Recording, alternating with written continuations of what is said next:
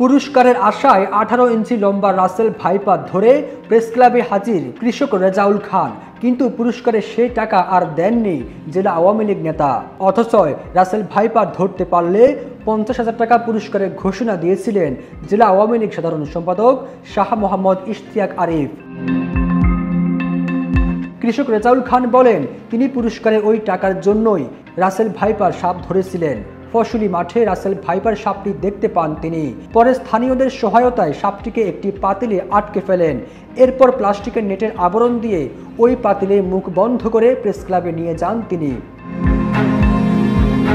যে পুরস্কারের আশায় কৃষক রেজাউল খান সাপটি ধরেছিলেন, সেই পুরস্কার কিন্তু তাকে দেওয়া হয়নি।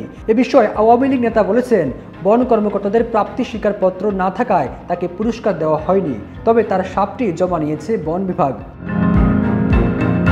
এই ঘটনা ঘটেছে ফরিদপুর সদর উপজেলায়। কৃষক রেজাউল খান বলেন, সদর উপজেলার আলিয়াবাদ ইউনিয়নের পদ্মাপাড়ের সাইনবোর্ড এলাকার ফসলি জমি থেকে সাপটি ধরেন তিনি। কৃষক রেজাউল খান সাইনবোর্ড এলাকার মনিরুদ্দিন খানের ছেলে। বন কর্মকর্তা গোলাম কুদ্দুস ভূঁইয়া গণমাধ্যমকে বলেন, আমরা আমাদের বক্তব্য পরিষ্কার করে দিয়েছি। এসব সাপ ধরা সাধারণ মানুষের কাজ নয়।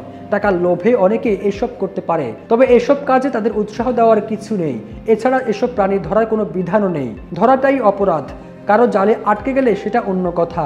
এর জন্য আমরা কোনো প্রাপ্তি স্বীকারপত্র দিতে পারি না।